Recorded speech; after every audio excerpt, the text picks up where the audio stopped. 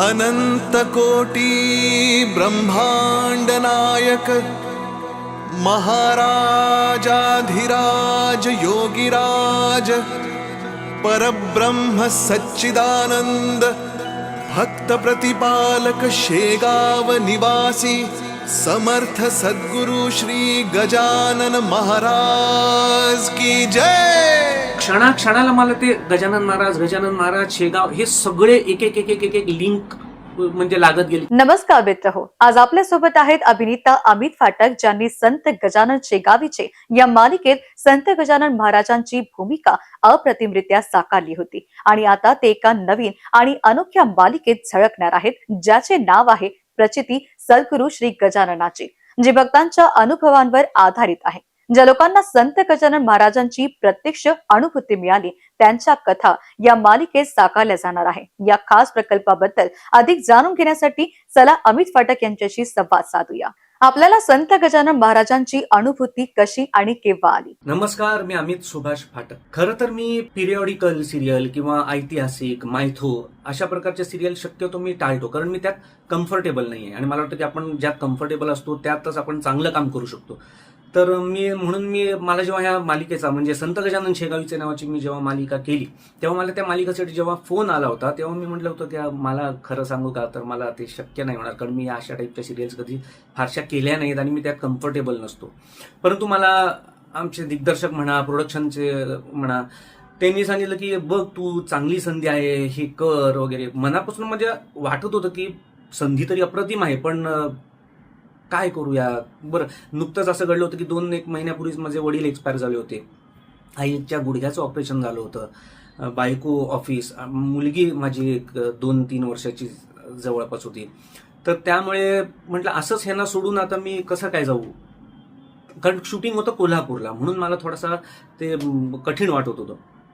परंतु अशा काही गोष्टी घडल्या. म्हणजे मी माझ्या भावाला जेव्हा सांगितलं की असं असं आहे, तर मला सिरियलसाठी आलाय, तर काय करू कळत नाहीये.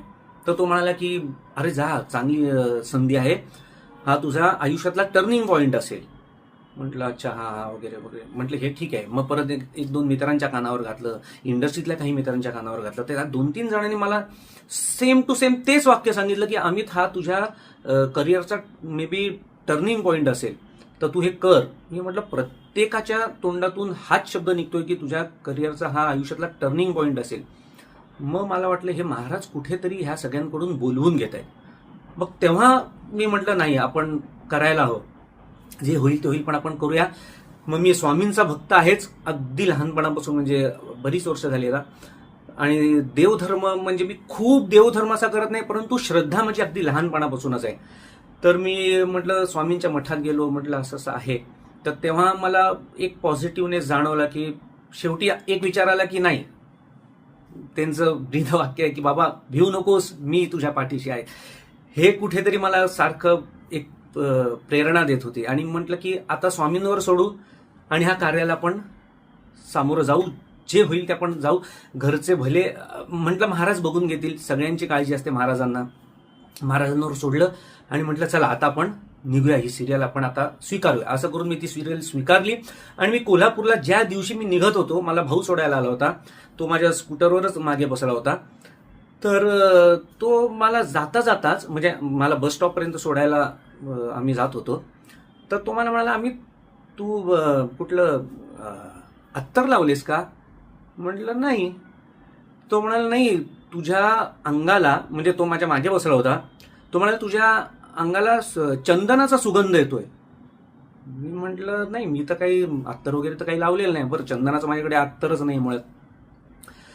तर ही सगळ्यात पहिली गोष्ट म्हणेन तर प्रचितीच की म्हणजे सुरुवातीला मी जस्ट निघतोय, तर ही सगळ्यात मोठी प्रचिती, ही सुरुवातच तशी झाली की माझ्या शरीराला तो सुगंध येत होता.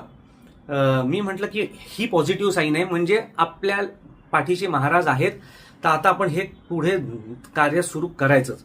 आणि त्या जोशात मी गेलो आणि मग कोल्हापूरला पोचलो. शूटिंग सुरू झालं आणि मला ती भाषा मला येत नव्हती.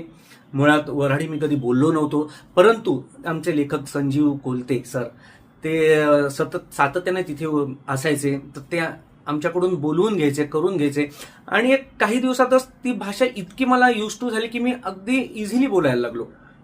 त्याच्यानंतर बरेचसे सीन्स असे घडले की मी अनवाणी चालतोय, खिळे, दगडं बिगडं, बरेच सेट म्हटलं शूटिंगचं की ह्या गोष्टी तर दगडं वगैरे हे सगळं आलंच, पण त्यात मला अनवाणी चालायचं होतं. तेव्हा परिस्थिती अनेक आल्या की म्हणजे जेव्हा मी चालायचो तेव्हा अनेक दगड असायची, मला जरा सुद्धा काही टोचलं नाही, कधीही दगड मला टोचले नाही, खिळे असायचे.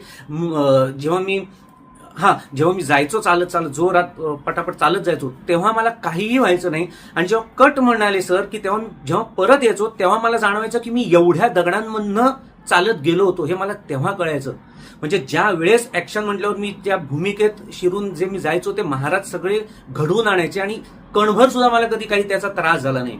असेच अनेक उदाहरण आहेत की मी जेव्हा पाराखाली वगैरे बसलेलो असायचो, माझे काही सोल असायचे, तर त्या सोलो सीन्स असताना मी पाराखाली बसल्याचो, तिकडे मुंग्या वगैरे असायच्या, अनेक मुंग्या माझ्या शरीरावर वगैरे, लाल मुंग्या वगैरे चढायच्या, अवतीभोवती असायच्या, परंतु मला कधीही त्या चावल्या नाहीत. म्हणजे अगदी काळ्या मुंग्या जशा वावरतात अंगावर तशा त्या लाल मुंग्या वावरायच्या, पण मला कधी चावल्या नाहीत. हा एक अनुभव. असे अनेक अनुभव तेव्हा मला आले. इव्हन म्हणजे घोड्यावर सुद्धा, घोड्याच्या खाली जेव्हा तो सीन होता की घोड्याखाली महाराज असतात, तर जो पोथीतला सीन आहे, तर तो सीन करताना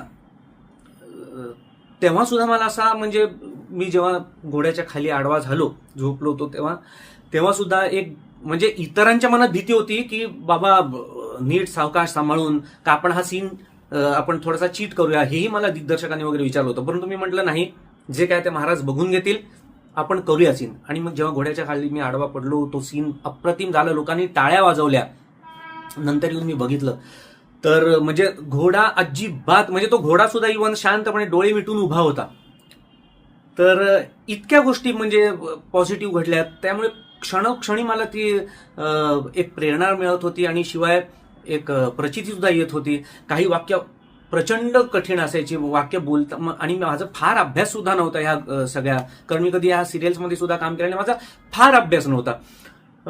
तर तेही मला पाठांतर काही गोष्टी होत्या, ते मला अजिबात म्हणजे जे वाटत होतं हे शक्यच नाही पाठ होणं, त्याही गोष्ट महाराज माझ्याकडून मुखातून बोलवून घ्यायचे.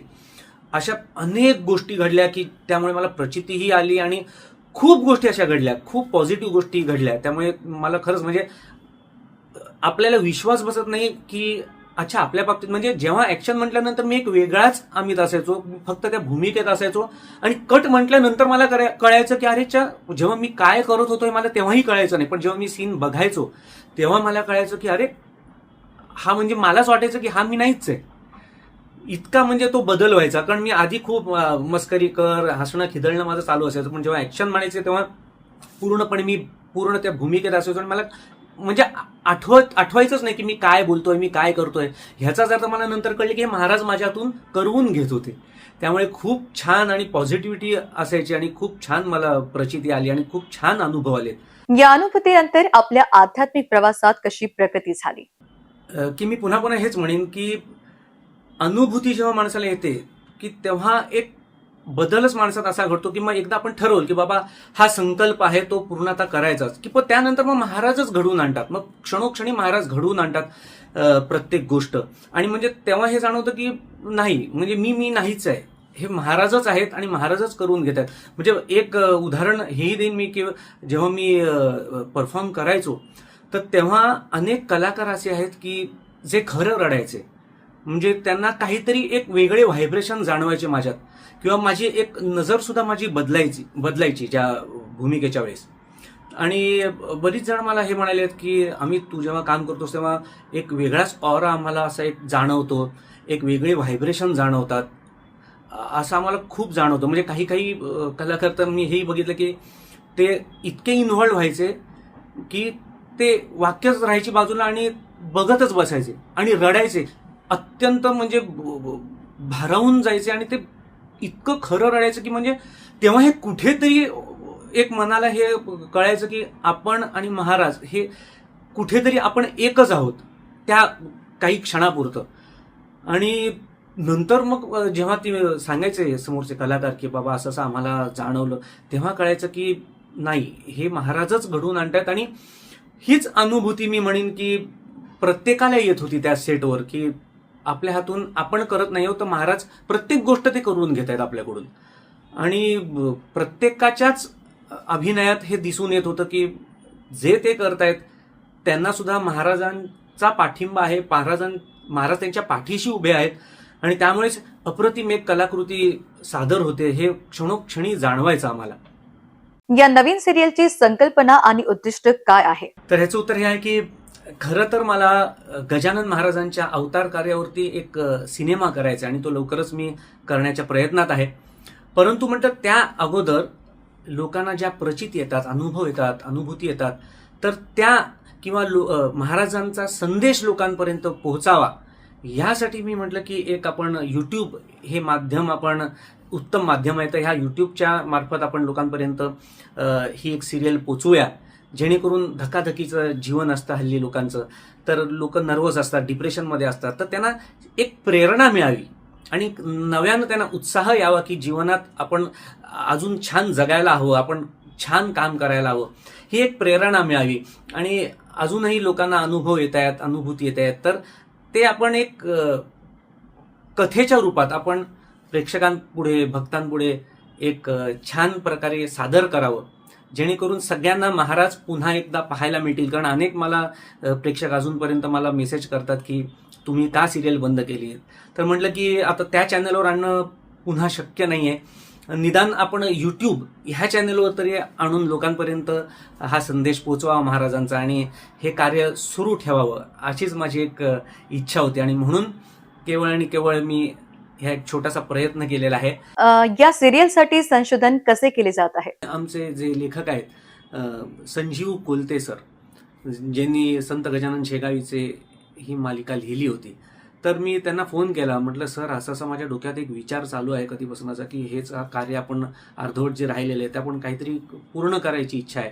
मग सर म्हणाले की त्याच्यासाठी आपल्याकडे खूप बजेट लागेल. तर मग सरांनी हे मला सुचवलं की आपण असं करूया का की लोकांना जी प्रचिती येते अजूनही, म्हणजे महाराजांच्या समाधीनंतर सुद्धा अजूनपर्यंत लोकांना प्रचिती येते, तर आपण त्या विषयावर जर आपण केलं समजा शूटिंग आणि एपिसोड तयार केले तर ते कसं होईल. न म्हटलं की हे तर खूपच छान होईल.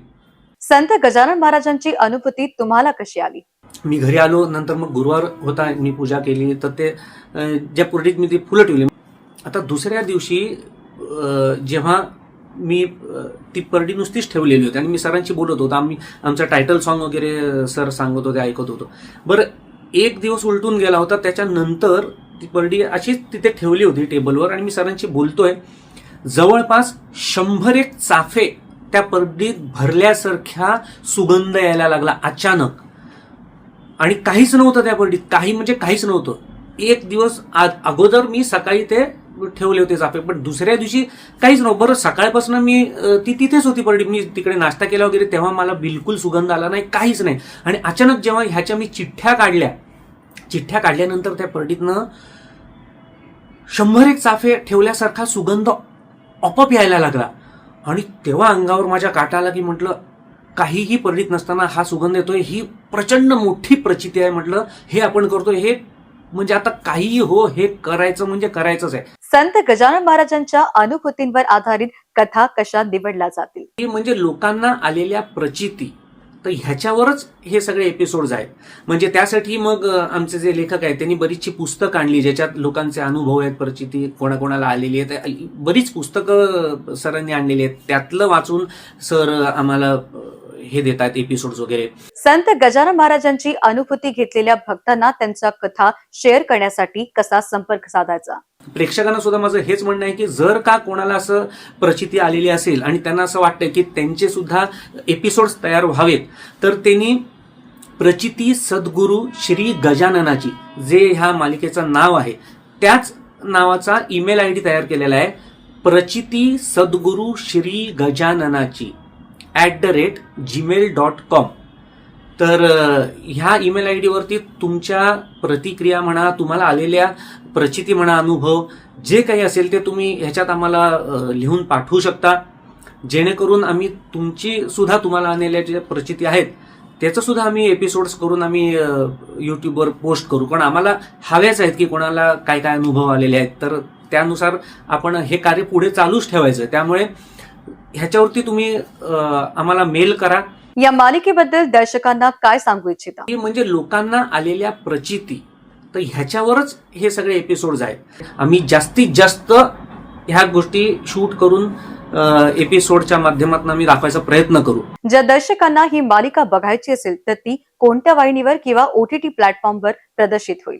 आता युट्यूबवर ही मालिका येते, हे कृपा करून तुम्ही लक्षात ठेवा की युट्यूब ह्या चॅनलवर येते. युट्यूबच्या गजानन गाथा नावाच्या चॅनलवरती ही मालिका येणार आहे. मालिकेचं नाव आहे प्रचिती सद्गुरू श्री गजाननाची. अमितजी, आपल्या या संवादासाठी मनपूर्वक आभार. आपल्या नवीन मालिकेसाठी खूप शुभेच्छा. संत गजानन महाराजांच्या कृपेने ही मालिका प्रेक्षकांच्या हृदयात स्थान मिळवो अशी प्रार्थना. प्रेक्षकांनी ही मालिका पाहावी आणि भक्तांच्या अनुभूतीमधूनच प्रेरणा घ्यावी हीच अपेक्षा. धन्यवाद आणि लवकरच पुन्हा भेटूया. अनंत कोटी ब्रह्मांड नायक महाराजाधिराज योगिराज परब्रह्म सच्चिदानंद भक्त प्रतिपालक शेगाव निवासी समर्थ सद्गुरु श्री गजानन महाराज की जय.